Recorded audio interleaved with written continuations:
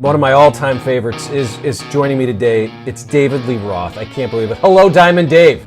It's Diamond David Lee Roth. You know who I am? I never heard of you. How are you? That's Diamond David Lee Roth there in St. Louis. How you doing? Do you remember being at the arena in the 80s? Like tell me some great St. Louis stories, David. I don't remember the arena too much, but I do remember the strip club.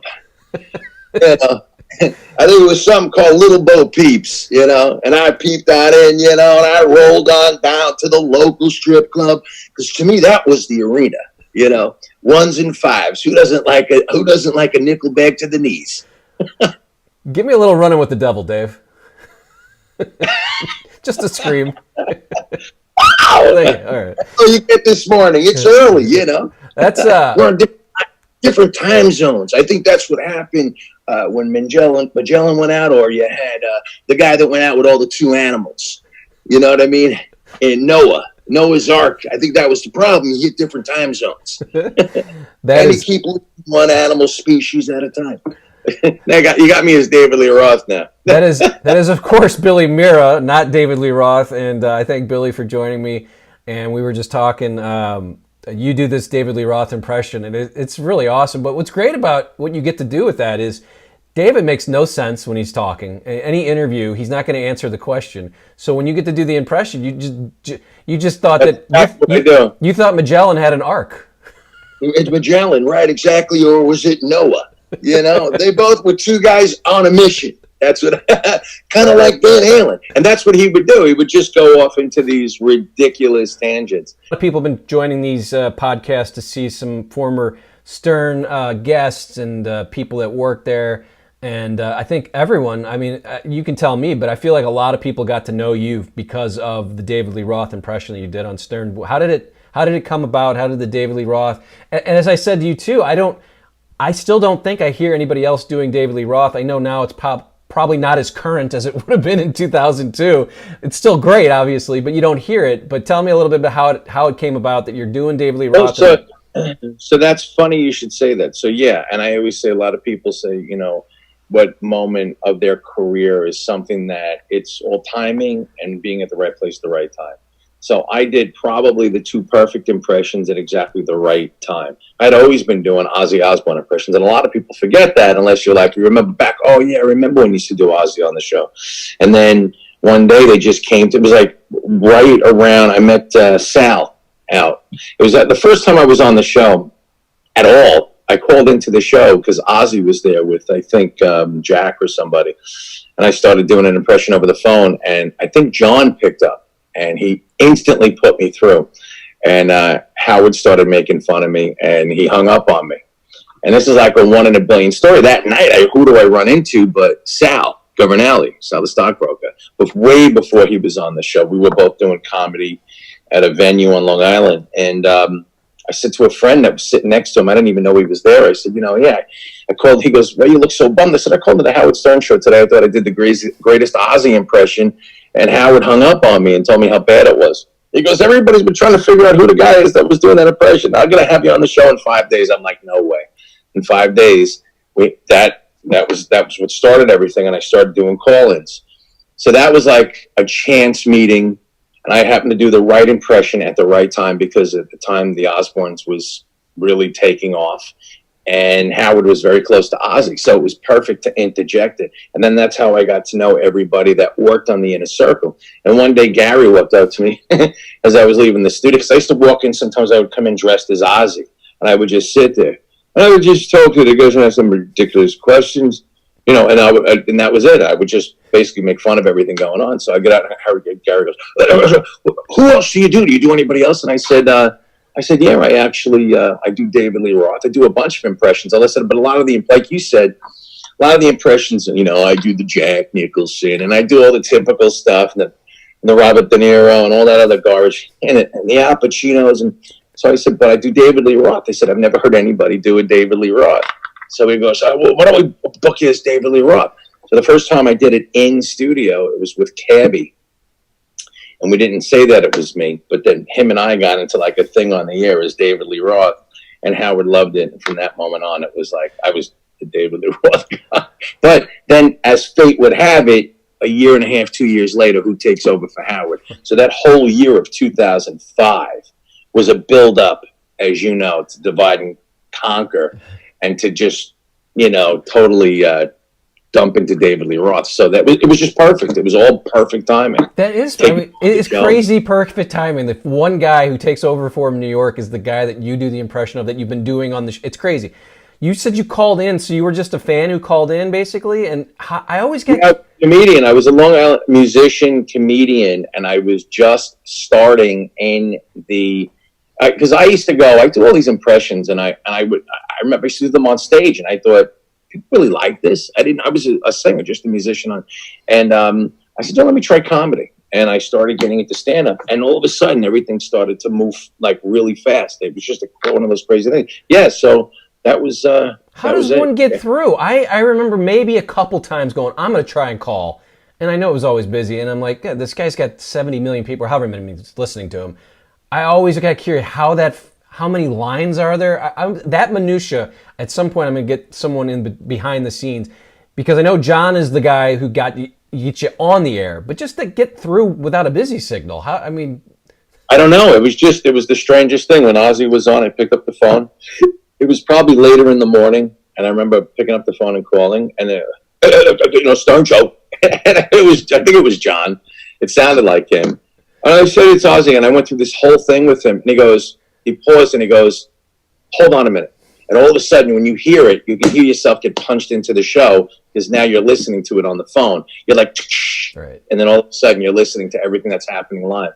And I remember going in, and I was like, oh, my God, I'm on. And he punched me. He goes, Ozzy's here. He says there's a fake Ozzy that's here in the studio with us right now, and that's how it all started. Yeah, it was like, think about it. What are the chances that they actually picked up, got through, they liked it. It was the first time I had ever called in. And in 4 minutes, I was on the show. I was like, yeah. The rest is history. I was going to say, so then what, you went in studio, a week later? Is that how that worked? No, actually, it was a year of Ozzy. And the first time I was in studio was September 11th, 2002. That was the first time. No, 2003. It was 2 years after 9/11. So on the anniversary of 9/11, I was on the show. Governor Pataki was on. The host of Survivor was there. And it was my first time being introduced. And that's when I came in all dressed up as Ozzy. I figured, let me go big or go home, So, and then they just let me sit. They didn't, as a guest, they just let me sit there. And they took me and they said, stay here the whole day. And that was the whole start of everything. How hard is it to kind of wedge your stuff in? Because, I'm sure as a comedian, you're like, this is a big break. Don't want to fuck this up. I want to make sure. Well, it is nerve-wracking. It's like us sitting here. Imagine all of a sudden, now you could say something that actually affect the show that you've listened to all those years. And you got a microphone sitting right in front of you, and you got Artie Lange to your right, and you got Fred to your left. And that's really how the whole dynamic was. And I'm sitting there going, and then I'm looking at Robin. This is the old KROCK days in the distance, and I'm looking at Howard's head, the back of his head, and I'm going, how the hell did I get here? How did this happen? But I said I'm going to enjoy it, and I'm just going to have a good time with it. It took me a little while. That moment takes a little while, but once you get it going, it's a lot of fun. Tell me about that. The Dave impression, like I said, is amazing. Do you get sick of having to do that all the time, or is it like, this is my stairway to heaven? I love when people remind it. Yeah. I can remember the time. This brings me back to when I was in Vegas and I was on Fox out there, and I was in sports. This is going back between 2011 and 2013, and I remember I was crossing a street. And this was a crazy thing, because on the West Coast, you'd think, East Coast, I'm from here. But on the West Coast, people would always recognize it. I would say, you're the David Lee Roth. You haven't seen me on this other thing? No, I just remember the David Lee Roth thing he used to do all the time. I'm like, oh, my God. I remember us crossing, and this guy is, like, rattling off all these bits. And I'm like, I said, how could you not like that? Do you? And they were like, the was like, what the hell is he talking about? I'm like, he's talking about a bit. I've heard Dana Carvey do his John Lennon, Paul McCartney thing a million times, and it sounds like he's really worked it out.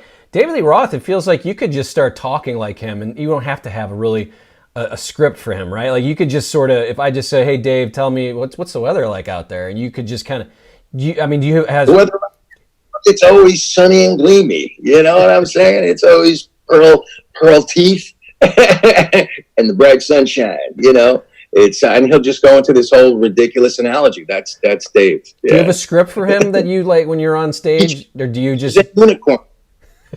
do you have a script for like the Dave part of your show, or do you just start? I mean, is there anything that No.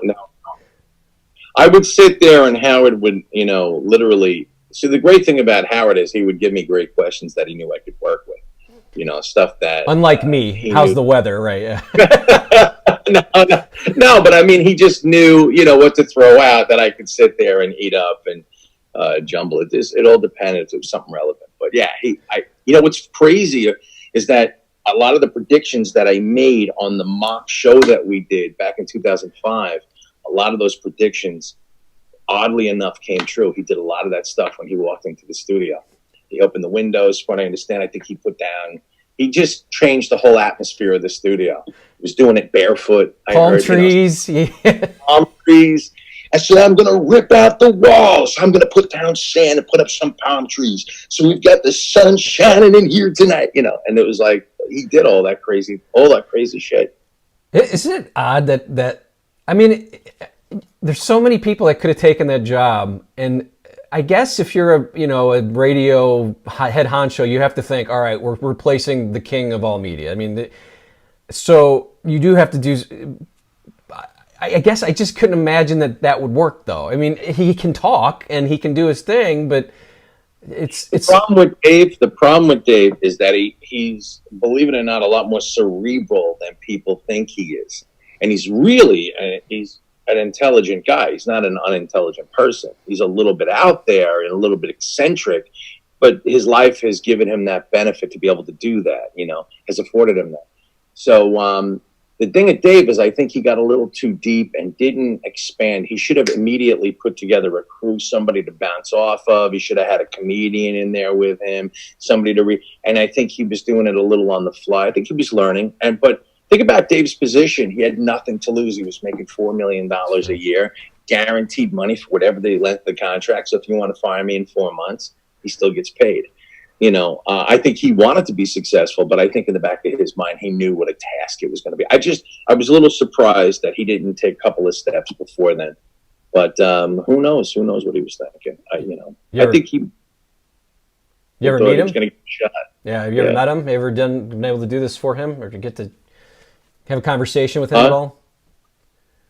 No, but I do love the fact that he knows who I am and he's brought me up on a bunch of shows. So that's been satisfaction. But him and I have never. I heard a rumor that when he was at KROCK, he was going to ask me to come in. I don't know how true that is, but I heard through the grapevine that he was actually they were trying to tout some Howard Stern personalities and people. And one of the people that if he had lasted, that I heard through the grapevine, was going to be me, that he was going to ask to come in to somehow work with him. So that would have been great. Dueling Daves. There's more than just one of me. I can't do an impression of him, but there's more than just one of me. Now he does me better than I do me. You know, the one and only Billy Mira. Billy, let me ask you a question. You know, well, what do you want, Dave? Well, I did a task last night of having my credit card and going to Scores. Now, you know, did you wake up in a strange room this morning?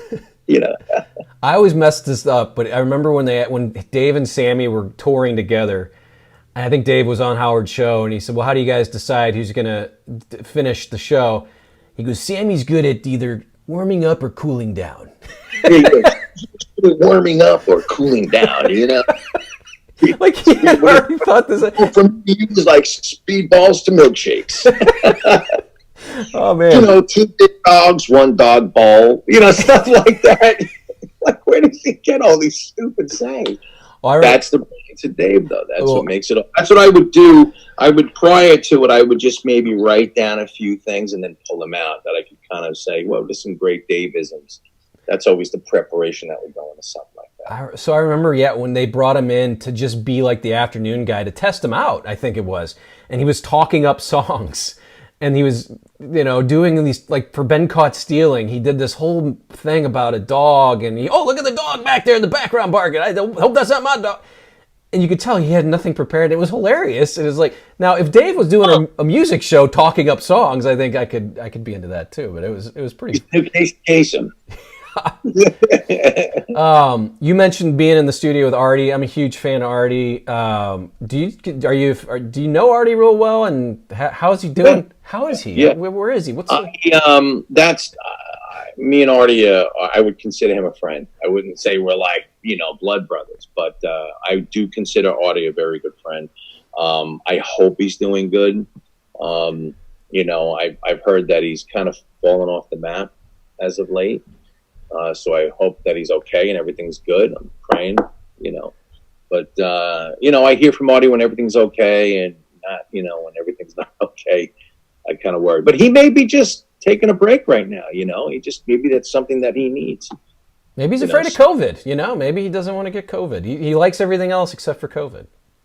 Yeah, I don't like COVID, So anyway, let me just talk about COVID for a second. So, But I hope he's doing really well. I consider him a very good friend, and that's it. Yeah. That impression you just did was great to work with. I always had a great time. I was gonna say that impression you just did of him was the 2020 Artie Lange, because I saw he had a podcast at the beginning of the year, and it was a lot of hand.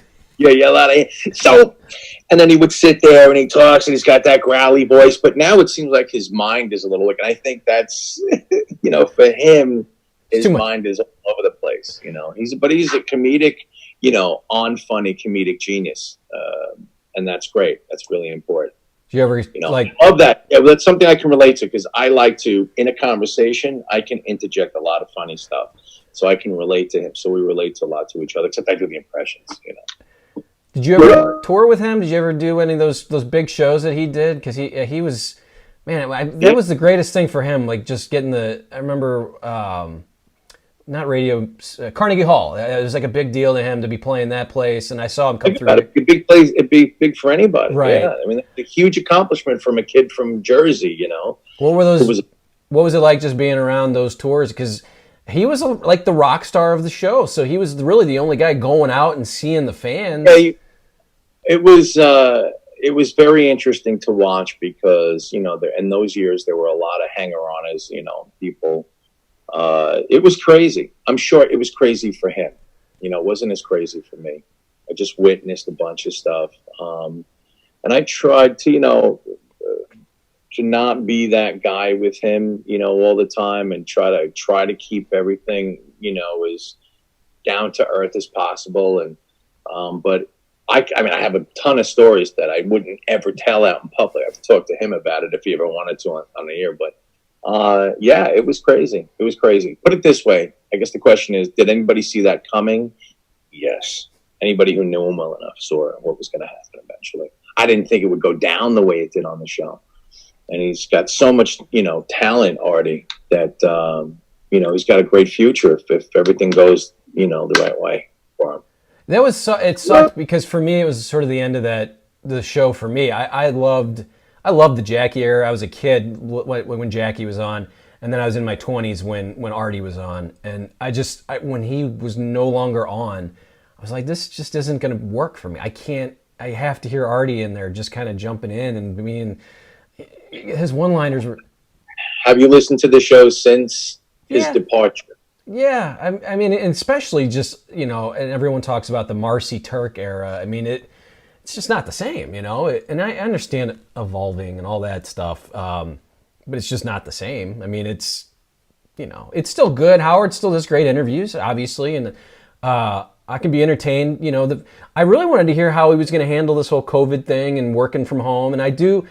I enjoy hearing him talk about Trump because I know a lot of his listeners love Trump and love their guns, and he's like, well, you guys are nuts. I think that's an amazing thing. I think anybody who knows the show long enough, just his anti-Trump rhetoric has been mind-boggling, but then on the other hand, who knows what, kind of relationship they had. I don't know. That's what you just sit there and go, weren't you guys really good friends at one time? I thought, but I guess people, like you said, they evolve and they change. That's Baba Booey. Oh, we evolved. The show's evolved. What's he gonna say? What's Gary gonna say? I love Gary. The Sour Shoes impression of Baba Booey is my favorite impression that Sour Shoes does. I don't know if he does. does. It's great. Oh, it's great. When I first heard about who Sour Shoes was, I couldn't understand who the hell is Sour Shoes? I'm like, and then I listened to Sour Shoes, and I'm like, I became a fan. I really loved what he did. He was just manic with the piano and coming out with all this stuff. I'm like, he's brilliant. He's a savant. Yeah. I mean, I guess he's possibly. He clearly has some sort of issue mentally, but the fact that he can do these things, he's savantish. It's great that, and I love. That's the thing that for Howard, there are times where I'm like, I don't know, Wendy the slow adult or Wendy do we need that? But there is that other side where that's her favorite part of her day, It's like, and Howard, maybe he's making fun of her to this millions of people, but for Wendy, she loves it. I don't know. So that's very philosophical. We don't need to get all that. Think about it. It was a brilliant move by Howard. He took people, that otherwise might not have gotten a lot of attention, had a lot of attention, and all of a sudden they were getting a lot of attention.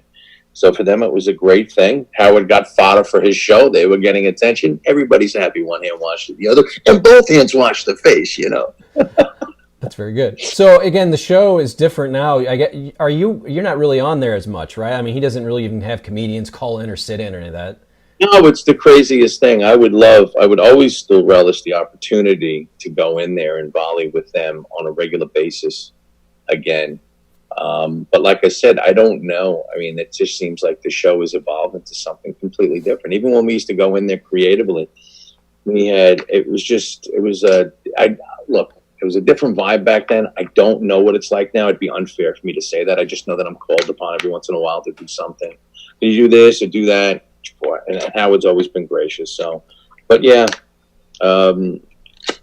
it's changed. Well, you did stuff with Tan Mom, right? Yes, I did. Tan Mom. Oh, Tan Mom. Yeah, I did. I did a phone call with her. A lot of people heard. They like that. Tan Mom. I don't like Tan Mom. I don't get it, but that's fine. You're a fan of mine. That's right, Tan Moms. I call it Tan Moms. You know what's funny? You're in St. Louis. Right. So you're where the famous St. Louis phone call happened. David Lee Roth, St. Louis phone call. Tell me more. Dave Loud. Remember that? Yeah, remember the phone call where I called the Black Club in St. Louis. I don't remember this one. I'll have to look this one up. Yeah, that's the really well known one. Damn it, David Lee Roth. I don't know if the guy called it Ray Lounge, whatever he said. It's Diamond David Lee Roth. You know who I am? I never heard of you. This Diamond David Lee Roth. I never heard of no Diamond David Lee Rocket. That's where it took place in St. Louis. How did you decide to use our fine town to be part of a practical joke? That is a Richard Christie find. Well, he's a Missourian, so yeah, Kansas City. Yeah. He would know. Now, you and Sal actually did some work together. I was surprised to see that you let him come up and croon with you as well. Is he musically trained, or is that more for the comedy bit of this Dean Martin type? Yeah, he's a great mind and a great entertainer personality, and Sal can sing. He can sing. He tries, and he's coming along really well. And I don't know if you ever saw, we actually do a show. We've done a couple of shows together, like a Dean and Jerry type of thing, and we have a lot of fun with it. And it's something that really could be explored in the near future, depending on what happens. But that was something that when we did a couple of shows, it went over really well, and I think that is a direction that we can go in. He's kind of like a singer like Jerry Lewis is, He can sing. The Jerry Lewis comp is pretty good when you think about him. Sounds like you keep in touch with a lot of those guys, right? Richard and Sal. Oh, I talk to all of those guys all the time. I talk to Sal all the time. I see all the personalities from the show. I consider, all of them a certain part of my life that I'll never forget. And who knows, a lot of our paths will cross professionally again. But I'm sure they will. Are they happy? I'm kidding. You don't have to answer that. A lot of people get me on these interviews and they try to prod me. So, what do you think of the new situation? I was like, it's great. What am I going to say? No, I know. I'm not one of those guys that's going to bash the show. Whatever they do, whatever thing I want to say is whatever Howard decides to do on his show, he's allowed to do. It's Howard. And you also have the ability to turn out if you don't like it. Yeah, and I had Brian Phelan, who I don't know if you remember him, an e-camera guy. Brian, yeah, sure. And I take him to the Coliseum. He used to put my son on the Jumbotron all the time. I'm a big Islander fan. It was funny because I just said, all right, who's an asshole there? Just give me a name. He goes, whoa, high pitch Eric. Right away had a name. So I'm like, okay, that's a good one. Those are characters, yeah. Those are characters. And there are people that, once you get to know them, who is a little off.